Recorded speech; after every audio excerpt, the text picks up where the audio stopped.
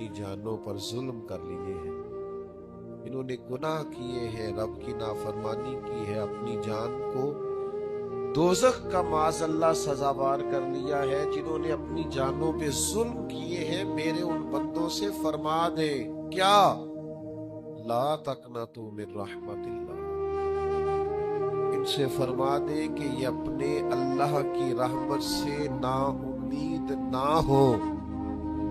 یہ تھی معافی۔ اور وہ جو میں نے کہا نا ذرا گردن جھکائے اور پھر پیشانی بھی چوم لے، بلا مثال و بلا تشبیہ آگے فرمائے ان اللہ یغفر الذنوب جمیعا، یہ اس ہونے والی اس موجودہ غلطی کی ہی بات نہیں، بے شک اللہ سب گناہوں کو معاف فرما دے گا۔ تو مالک یہ ایک دفعہ ہی ہوگا، یہ آج ہی رحمت آئی ہے، یہ کسی ایک مخصوص وقت، ایک مخصوص موقع یا کسی مخصوص تاریخ کے لیے ایسا ہے؟ فرمایا نہیں، انہو هو الغفور الرحیم، اللہ ہے ہی بڑا بخشنے والا اور رحمت فرمانے والا۔ یہ اس کریم کا ہمیشہ کا طریقہ ہے کہ وہ غفور بھی ہے اور وہ رحیم بھی، معاف کر دیتا ہے۔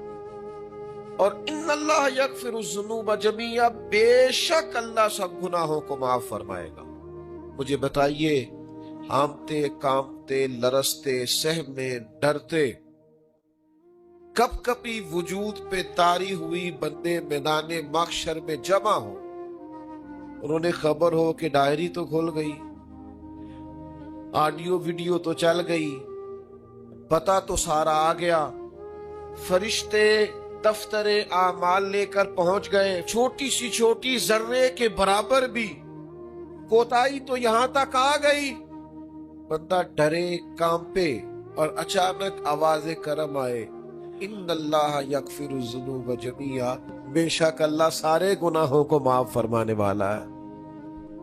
تو کیفیت کیا ہے، انداز کیا ہے اس وقت انسان کے دل کو جو تسلی ہوتی ہے، وہ تسلی کیا؟ ان اللہ یغفر الذنوب جمیعا، بے شک اللہ سب گناہوں کو بخش دیتا۔ ایک بہت بڑا ظالم گزرا ہے تاریخ اسلام میں، بڑا ظالم تھا، اس کا ظلم بہت زیادہ تھا،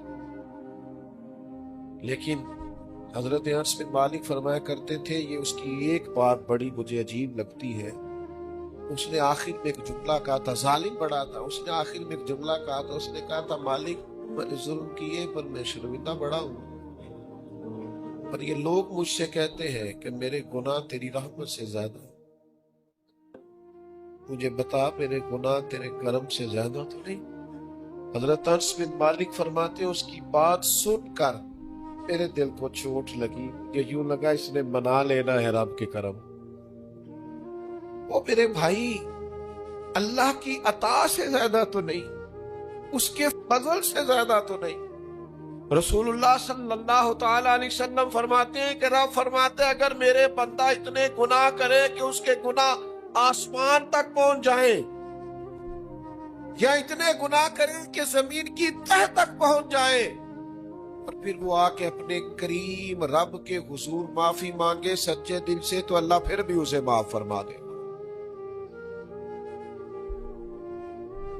شرط اتنی ہے کہ تو آتا ہی نہیں، تو معافی مانگتا ہی نہیں، تو پھر بھی لوگوں کو مناتا ہے، اسے مناتا ہی نہیں جسے منانا چاہیے۔ مصیبت میں بھی اب یاد خدا ہم کو نہیں آتی، دعا منہ سے نہ نکلی، جیبوں سے عرضیاں ہی نکلی، مختلف محکموں میں درخواستیں دیتے ہو، مالک کے حضور دعا ہی نہیں کرتے۔ جس کریم کی بارگاہ میں جانا چاہیے، جہاں سے کرم ہونا ہے، جہاں سے عطائیں ہونی ہے، اس طرف متوجہ نہیں ہوتے، اپنے کریم کو منانے کی صحیح نہیں کرتے۔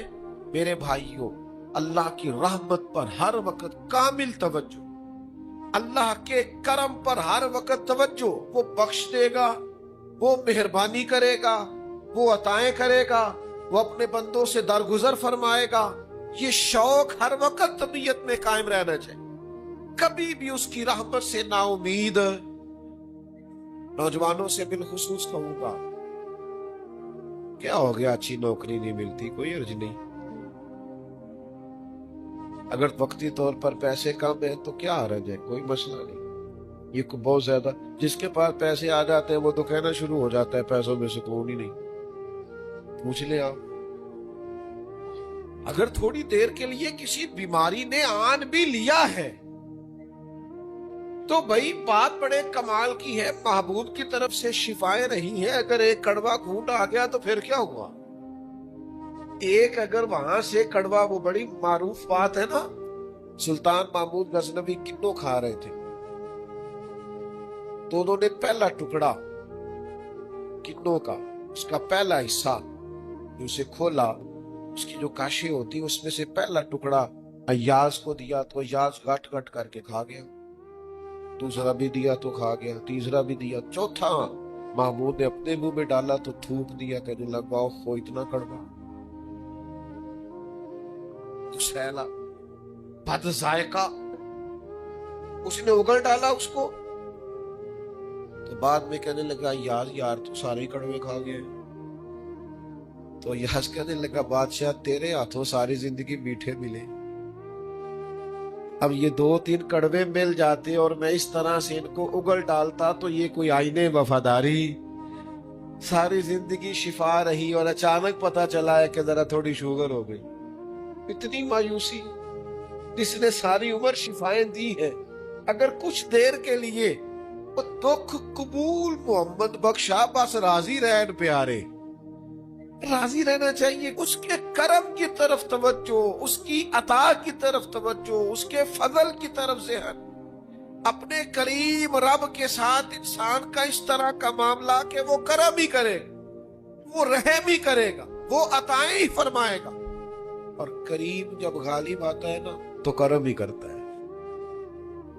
شدید بے سکون، بے چین، مضطرب، الجھے خیالات، سخت بیمار، سخت کمزور، مالی مشکلات کا شکار لوگ، جسمانی بیماریوں سے لڑنے والے لوگ، اور رشتہ داروں اور احباب اور ان کی بے وفائیوں کا شکوہ کرنے والے لوگ، اگر ان ساری تکلیفوں سے نکلنا چاہیں تو حل ایک ہی ہے، ادھر ادھر نہ دیکھیں، اپنے رب کی رحمت کی طرف دیکھیں، اپنے کریم مالک کے کرم پر توجہ کریں اور یہ ذہن بنائیں کو کتنا بھی بیمار ہو، جب رب شفا دینا چاہے کوئی کتنا.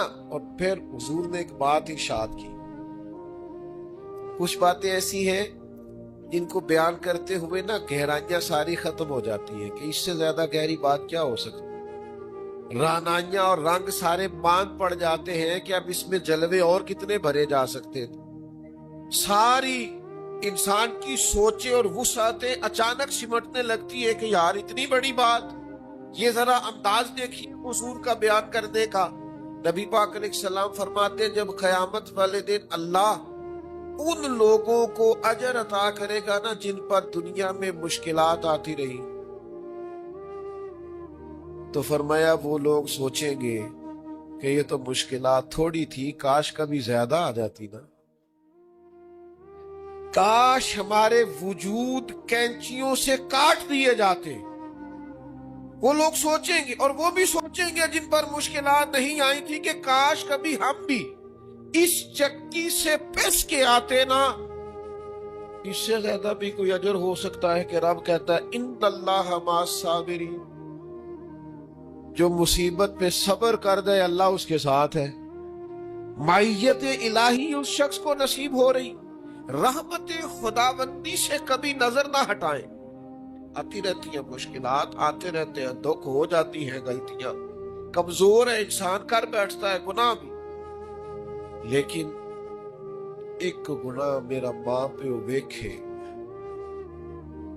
ایک گناہ میرا ماں پیو ویکھے تے دیوے دیس نکالا، تے لکھ گناہ میرا مولا ویکھے تے پردے پاون والا. ڈھال دیتا ہے رحمت کا پردہ، کرم ہو جاتا ہے.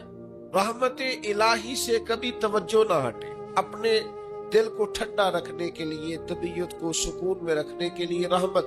حضور علیہ السلام فرماتے بندے سے غلطی ہو جاتی ہے کہ وہ اللہ کی بارگاہ میں توبہ کرتا ہو تو رب فرشتوں سے فرماتا ہے میرے بندے کو پتا ہے کہ میرے علاوہ معاف کرنے والا کوئی. تو دیکھو نا وہ آ گیا ہے. تو فرشتے اپنے مالک کی بات کی طرف متوجہ ہوتے ہیں تو رب فرماتا ہے گواہ ہو جاؤ میں نے اسے معاف کر دیا. حضور فرماتے ہیں اس بندے سے پھر غلطی ہو جاتی, وہ پھر عرض کرتا ہے مالک بھول گیا تھا, غلطی ہو گئی, خطا ہو گئی, گناہ ہو گیا. تو اللہ فرماتا دیکھا نا میرے بندے کو پتا ہے میرے سوا معاف کرنے والا کوئی نہیں, تو جاؤ گواہ ہو جاؤ میں نے معاف کر دیا. حضور فرماتے تیسری بار پھر غلطی ہو جاتی, یہ پھر آ جاتا ہے. تسی تے میں دسو ہاں جڑا 3 واری آوے او دا علاج کی ہے؟ اسی کہنے ہیں تو باز آنا, کہنے ہیں کہ نہیں تو نے ٹھیک ہونا, تو نہیں ٹھیک ہو سکتا, تو نے نہیں باز آنا, تیرا علاج اب جا دوڑ جا, تیرا کوئی حل نہیں. حضور فرماتے 6 بار آ گیا, تیسری بار آ کے کہتا اللہ معاف کر دے, تو اللہ کہتا پتہ نا میرے بندے کو میرے علاوہ معاف کرنے والا کوئی نہیں, گواہ ہو جاؤ میں نے اسے معاف کر دیا. گویا وہ جب جب آتا رہتا ہے رب تب تب اسے معاف فرماتا رہتا. رحمت داد دریا الہی, یہ درویشوں نے جو باتیں کی ہیں بڑی سوچ سمجھ کے کی. رحمت داد دریا الہی ہر دم, رحمت داد دریا الہی ہر دم وگدا ہے. میں نے اگلا شعر نہیں پڑھنا, اتنا ہی میں ایک مصرے پہ بات کرنی ہے.